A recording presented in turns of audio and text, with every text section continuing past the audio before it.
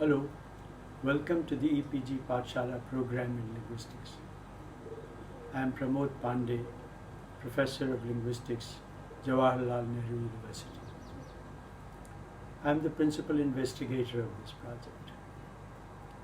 We are now going to listen to the presentation of the module Machine Translation 1. This module is one of the modules of a series of 3 modules on machine translation. The author of the module is Dr.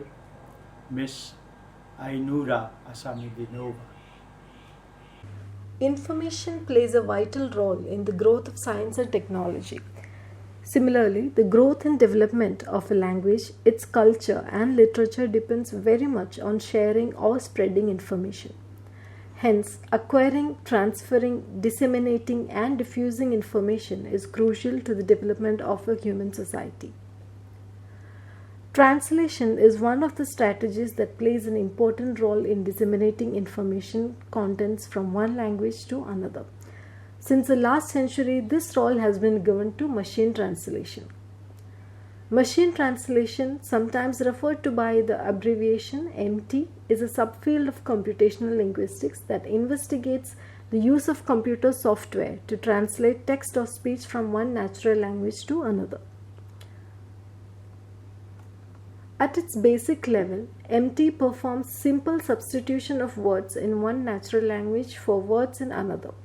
Using corpus techniques, more complex translations may be attempted, allowing for better handling of differences in linguistic typology, phrase recognition, and translation of idioms, as well as the isolation of anomalies.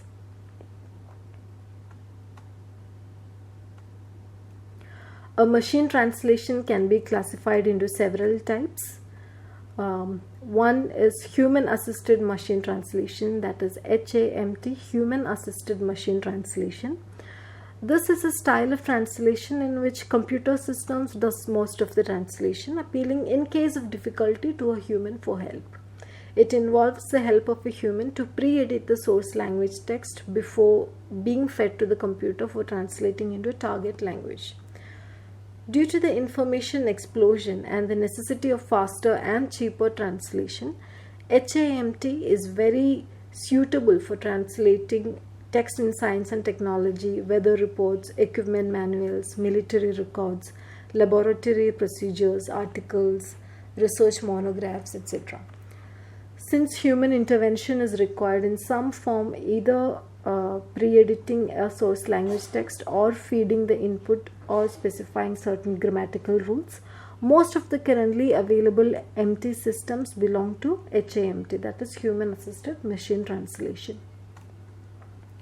Next is machine assisted human translation, MAHT, that is machine assisted human translation, and this is a style of translation in which a human does most of the work but uses one or more computer systems mainly as resources such as dictionaries and spelling checkers as translation rules. The translation is aided by the computer providing suitable word equivalents from the already stored glossary of words. In certain technical and scientific area, conveying the basic meaning is considered to be sufficient through word-to-word translation by MAHT. In recent times, the HAMT and MAHT are grouped together under one term, that is computer aided translation, CAT, computer aided translation, and this covers the meaning of both human assisted machine translation and machine assisted human translation. Next is fully automated machine translation, or FAMT, fully automated machine translation. This is performed without the intervention of a human being during the translation process. Such a completely automated translation perhaps will become a reality one day when the entire domain knowledge with complete and appropriate translation rules are modeled to resolve the syntactic and semantic ambiguities of a natural language.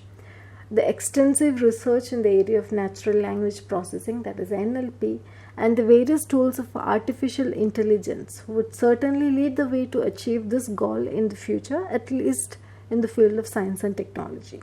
To know why we need machine translation, we have to look closer at functions of machine translation. Now, there are several goals machine translation is used for. One is dissemination, the production of translations of publishable quality, not necessarily texts that are actually published, but texts that are of that quality. Such texts are required usually by organizations and usually involve professional translators.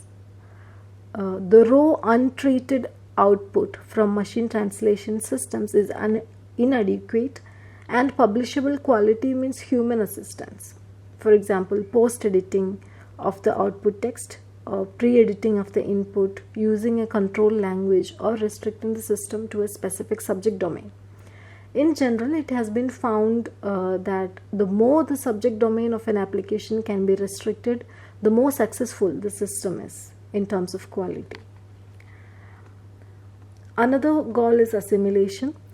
The translation of text for monitoring or filtering or skimming information, or the translation of text for occasional users, where the raw output from the system doesn't need to be edited. In other words, where recipients can accept poor quality as long as they can get an idea of what the text conveys. Another is interchange. So here the communication between different languages by individuals, by correspondence, by email, or by telephone is known as interchange. Here again the quality of translation is not so important. As long as people get the information they want, understand the message they receive, or manage to convey their intention, it's fine. Next is database access. This is the use of translation to assist in getting information from a database in a foreign language, one that the user does not well understand. That is, these days this means mainly the use of translation aids for searching the internet, for accessing web pages. While dissemination and assimilation have been traditional uses of MT and translation tools from the beginning, their uses of interchange and database access are recent applications which are growing rapidly, primarily with the growth of the internet itself. The success of a machine translation partly depends on inner architecture of a system. That is the process of handling language in synthesis and generation to give final output. Systems can be built by different axes such as architectures and paradigms. Architectures refer to the actual processing design, that is direct, transfer, interlingual, etc., whereas the paradigm refers to informational components that aid the processing design, that is knowledge based, example based, statistics based, etc. Now let's see what type of architectures and paradigms of machine translation systems have been developed by computational linguists. In general, a machine translation system involves feeding the program with a text in source language, after which the text undergoes translation process, and then the machine gives out output in the target language. So you first give the input in source language, and then the text undergoes translation, and then the machine gives out the output in target language. There are direct architecture and indirect architecture. In response to the apparent failure of this direct architecture strategy, two types of indirect architecture were developed, that is the transfer and the use of an interlingual approach. Systems of the latter architectures are sometimes referred to as second generation systems. We'll discuss more on the direct architecture. Direct machine translation is one of the simplest machine translation architectures. In direct MT, a direct word-by-word translation of the input source is carried out with the help of a bilingual dictionary, and after which some syntactical rearrangement is made. The direct method obviously lacks any kind of intermediate stages in translation processes, where the processing of the SL input text leads directly to the desired TL output text. SL is source language and TL is target language. There is no analysis of syntactic structure or of semantic relationships. This approach is unidirectional and only takes one language pair into consideration at a time. It can be characterized as word-for-word translation with some local word order adjustment.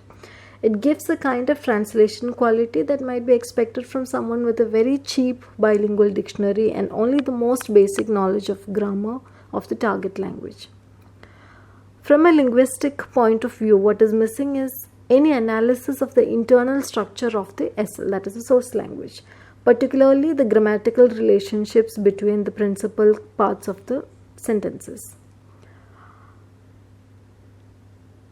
Now, it should be noted that it continues to some extent in many unidirectional bilingual systems. In certain circumstances, this approach is still valid today. The most well-known direct empty systems for Indian languages are Anusarga, developed by IIT Kanpur and now being continued at IIT Hyderabad, and Hindi to Punjabi empty system developed at the Punjab University, which achieved an accuracy of 95%. The failure of the first generation systems led to the development of more sophisticated linguistic models for translation. In particular, there was increasing support for the analysis of SL text into some kind of intermediate representation, that is, a representation of its meaning in some respect, which could form the basis of generation of the TL text. This is in essence the indirect method, which is two principal variants. The first is the interlingua approach, where the SL text is analyzed in a representation from which the TL text is directly generated. The interlingua architecture converts words into an intermediate language, which is typically a universal language created for the system to use it as an intermediate for translation into more than one target language. It has an analyzer which produces the intermediate representation of the source language. The synthesizer takes over from the analyzer and produces target language sentences given by the analyzer. The intermediate representation includes all information necessary for the generation of the target language text without looking back to the original text.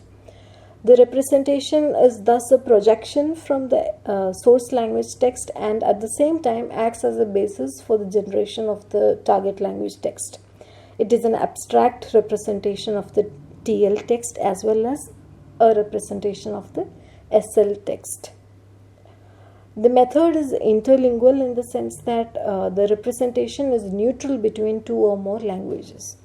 The advantage is that the addition of a new language to the system entails the creation of just two new modules, an analyzer grammar and a generation grammar. By adding one analyst module, the number of translation direction is increased from 2 to 4. The inclusion of another generation module brings another 2 pairs and so on exponentially. While the addition of new languages may appear easy in an interlingual system, there are major disadvantages. A truly universal and language-independent interlingua has challenged the best efforts of linguists and philosophers from the 17th century onwards. At present, interlingual systems are less ambitious though. There are several empty systems in India developed on interlingua approach. Angla Bharati, developed at IIT Kanpur, uses an intermediate structure pseudo-lingua for Indian languages. Angla Hindi is an extension of Angla Bharati, which uses rule-based, example-based and statistics-based methods to obtain translation for frequently encountered noun and verb phrases. The second variant of the indirect architectures is called the transfer method. In fact, all translation systems involve transfer of some kind, that is, the conversion of SL text into the TL text. Dictionary directly converts source into target whenever a sentence matches one of the transfer rules. SL dictionary, TL dictionary and a bilingual dictionary is used for this purpose. The translation mechanism is carried out in three phases. Firstly, the SL is converted into intermediate representation, that is analysis, which is subsequently converted into TL representation in the second phase, which is transfer. And the third phase involves generation of the final target language. Unlike those in interlingual systems, the transfer representations are language dependent. The results of analysis is an abstract representation of the SL text. The input to generation is an abstract representation of the TL text. The function of the bilingual transfer modules is to convert SL representations to TL representations. Since these representations link separate modules, they are also frequently referred to as interface representations. In comparison with the interlingua type of multilingual system, there are clear disadvantages in the transfer approach. The addition of a new language involves not only the two modules for analysis and generation, but also the addition of new transfer modules, the number of which may vary according to the number of languages in the existing system. In the case of a two-language system, a third language would require four new transfer modules. Indian MT systems based on transfer architecture include Mantra, developed by Applied Artificial Intelligence Group of CDAC Pune. Another translation system is the Matra system, also developed by CDAC Pune. There is also Shakti MT system developed by IIT Hyderabad and IISc Bangalore, which works by combining rule-based and statistical methods. Sampark is another translation system which is developed at IIT Hyderabad, and it translates Indian languages to Indian languages, which is based on Paninian framework. The Sampark is deployed in cloud environment, which reduces the deployment time, and distributed system environment, which increases the output. Another important axis of comparison is that of research paradigm. It is important to understand the difference between the type of architecture and the type of paradigm. One does not presuppose the other. Architecture refers to the actual processing design, that is direct, transfer and interlingua, whereas the paradigm refers to informational components that aid the processing design, that is knowledge based, example based, statistics based, etc. Research paradigms are classified into three categories. One, those that propose to rely most heavily on linguistic techniques, and then we have those that do not use any linguistic techniques, and then we have those paradigms that use a combination of both linguistic and non-linguistic paradigms. We will now look into the linguistic paradigms. Until recently, most MT researchers studied linguistic-based MT, that is translation on the basis of principles that are well grounded in linguistic theory. Systems based on linguistic theory strive to use the rules of syntax, lexicon, and semantics to produce an appropriate target language realization of the SL sentence.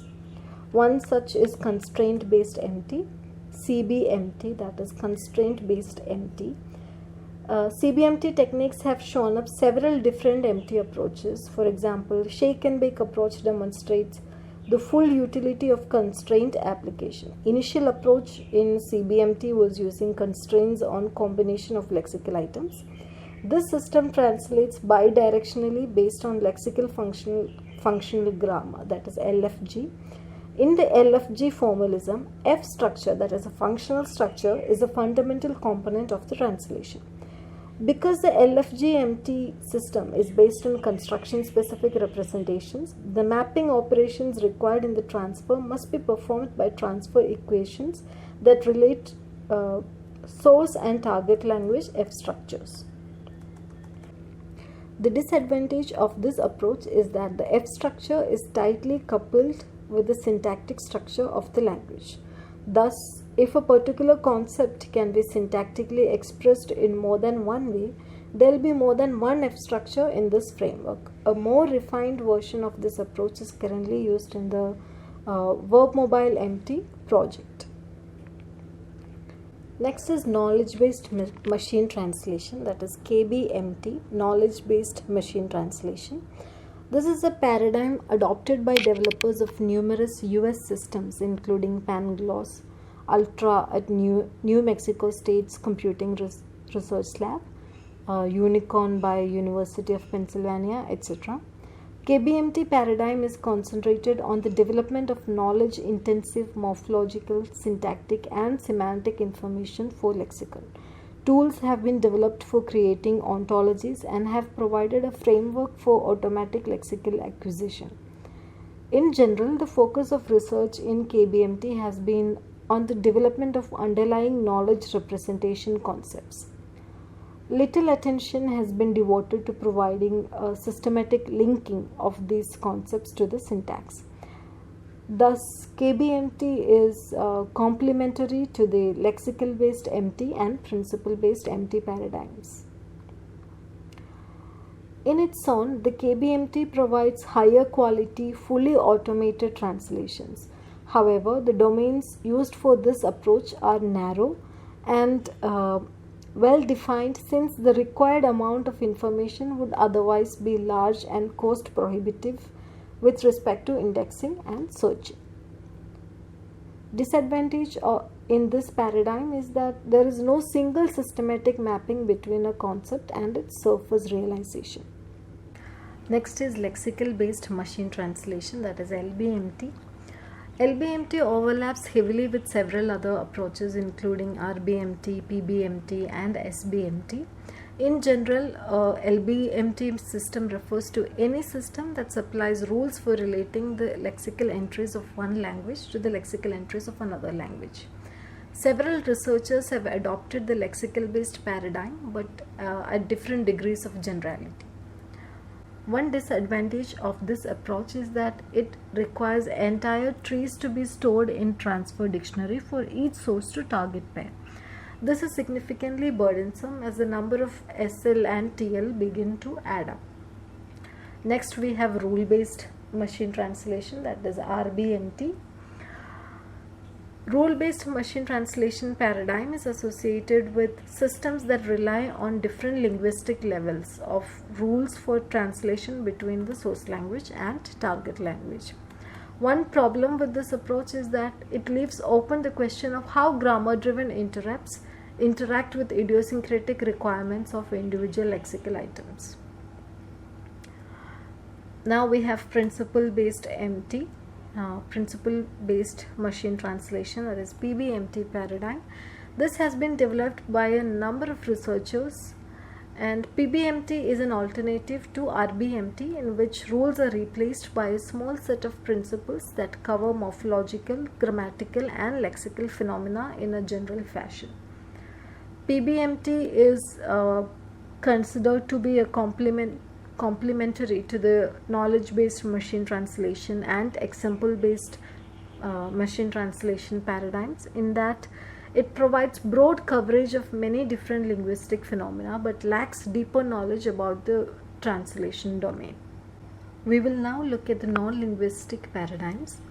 Non-linguistic paradigms are those that are not based in linguistic theories or even linguistic properties of language. Such research paradigm has been made possible by the rapid advances in computational power and the availability of machine-readable dictionaries and monolingual and bilingual corpora. The approaches all depend on existence of large text corpora, which are used either for training data or database of existing translations.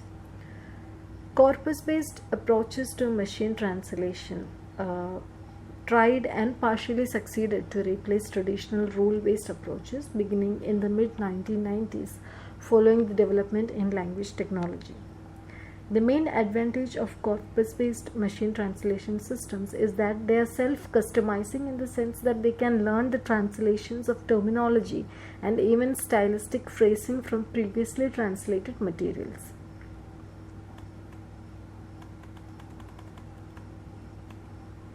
One of the many problems in the field of machine translation is that expressions convey ideas that transcend the meanings of individual words in the expression.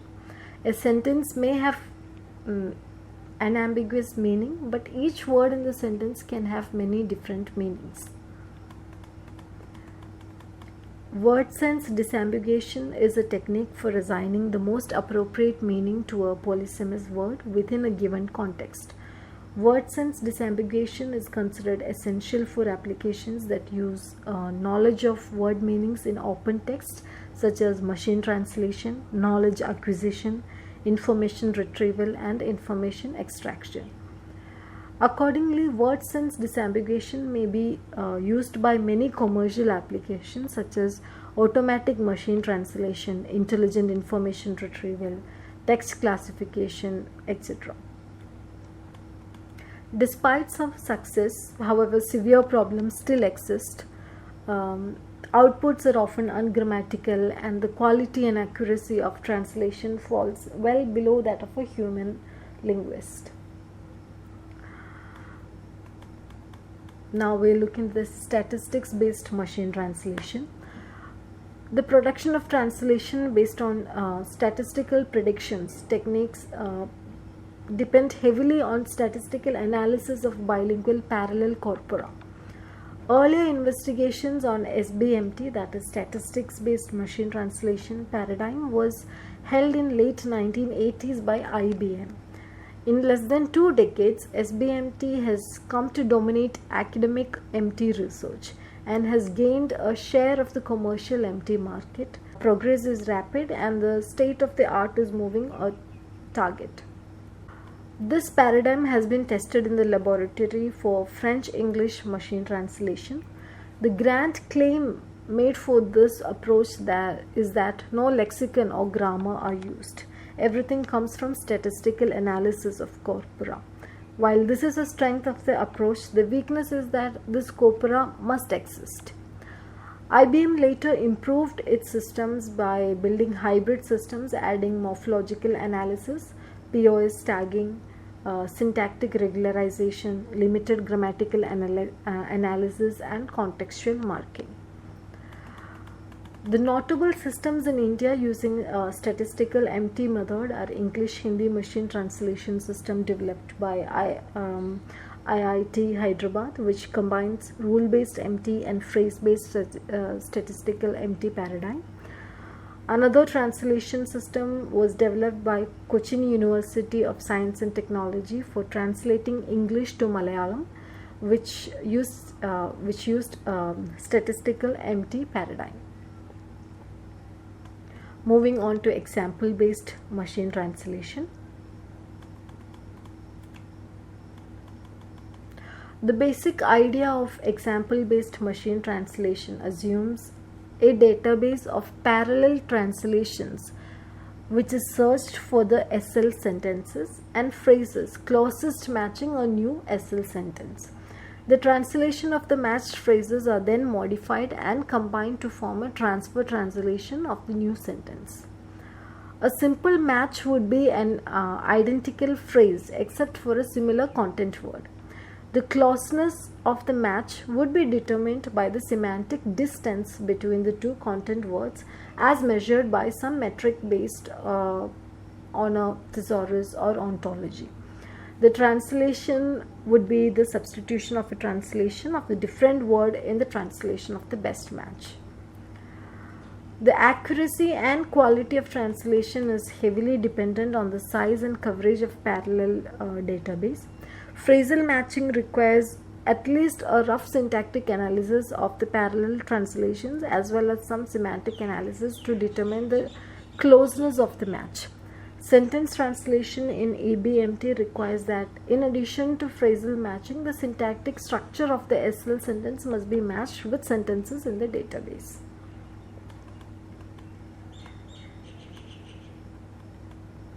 While full sentence matching has shown some success, most uses of EBMT are restricted to sub-problems such as function words, noun phrases, prepositional phrase attachment, and so on.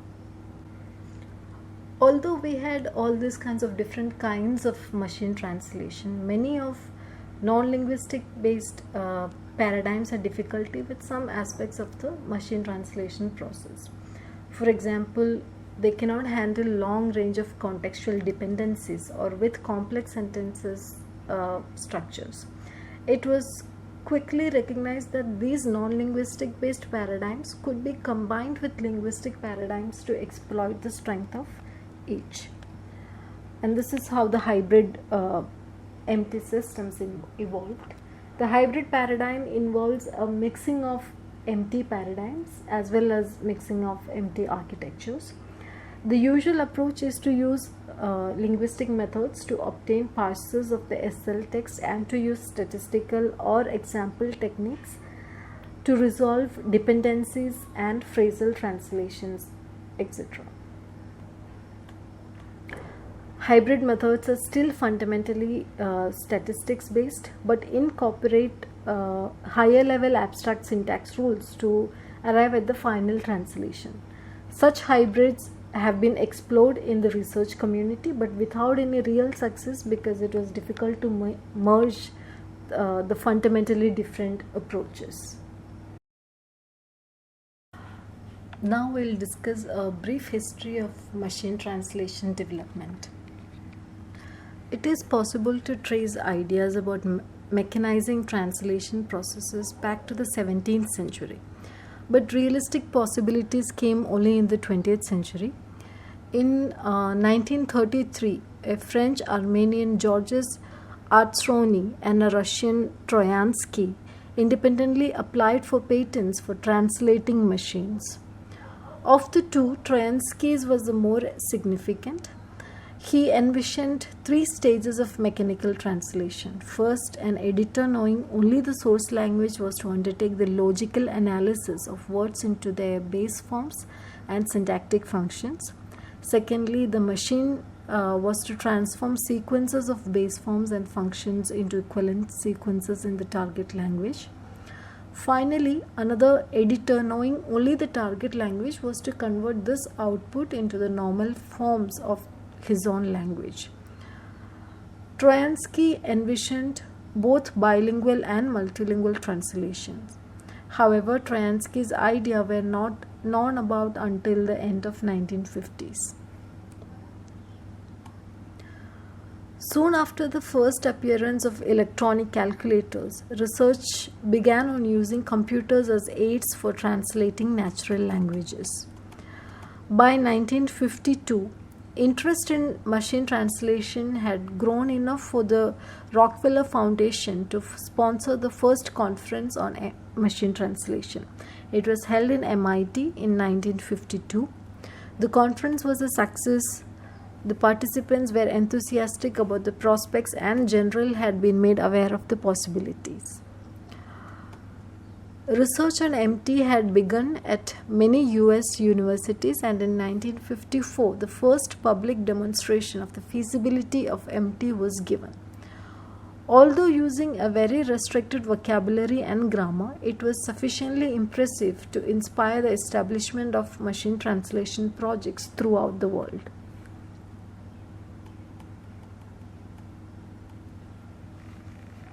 In 1964, the US government sponsors had become increasingly concerned at the lack of progress, so that they set up the Automatic Language Processing Advisory Committee, ALPAC, that is Automatic Language Processing Advisory Committee, which concluded in a famous 1966 report that MT was slower, less accurate, and twice as expensive as human translation, and that there is no immediate or predictable prospect of useful machine translation.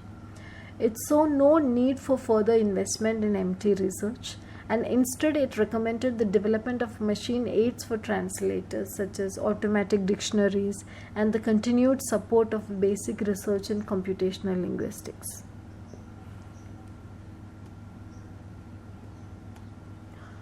Although widely condemned as biased and short-sighted, the ALPAC report brought a virtual end to MT research in the United States for over a decade, and it had great impact elsewhere in the Soviet Union and in Europe. However, research did continue in Canada, France, and in Germany.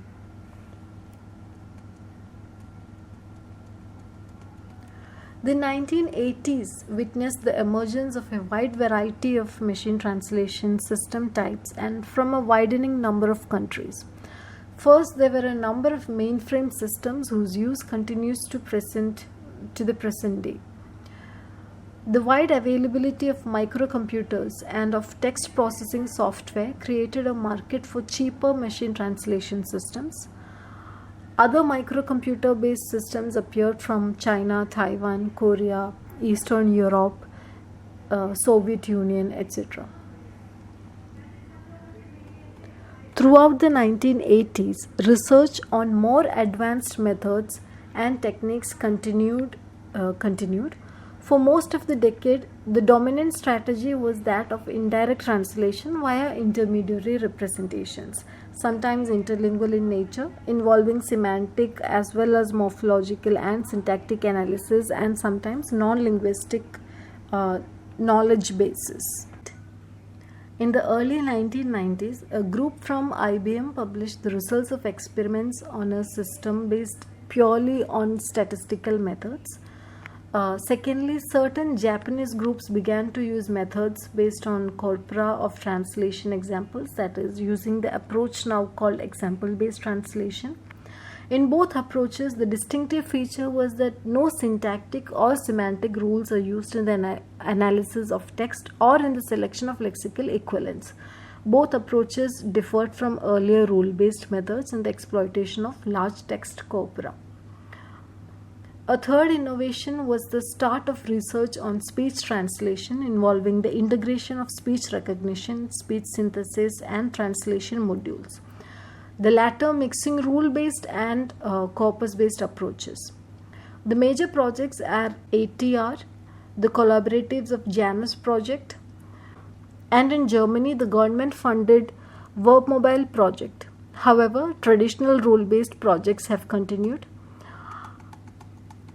Another feature of the early 1990s was the changing focus of MT activity from pure research to practical applications to the development of translator workstations.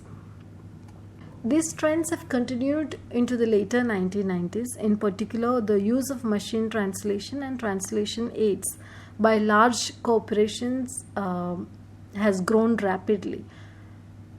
A particularly impressive increase is seen in the area of software localization. There has been huge growth in the sales of MT software for personal computers as well.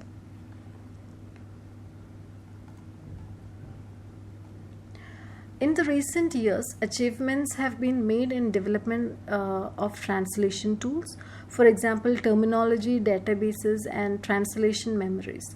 With these translation workstations, human translators are in control of computer facilities, producing output which they can edit, correct, retranslate, or reject.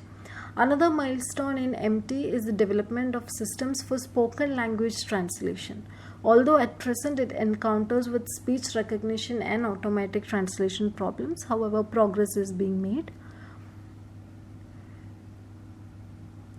The impact of internet has been significant in recent years. Rapid growth of real-time online translation on the internet is caused by the need for software to translate web pages, electronic mail, and other internet resources and text, either offline or online. The availability of on-demand internet-based translation services for companies. There has been a rapid increase in MT software products designed specifically for online translation of web pages, emails, and chat.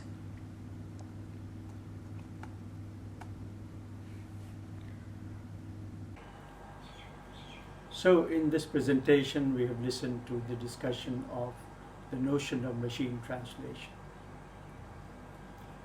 We discussed the goals and types of machine translation. We also learned the difference between architectures and paradigms of machine translation systems. We examined linguistic and non-linguistic paradigms employed in machine translation systems, with some examples of machine translation systems developed in India. In the course of the coming modules, we will look at some of the issues and problems in the development of machine translation systems in India and in the world in general. Thank you.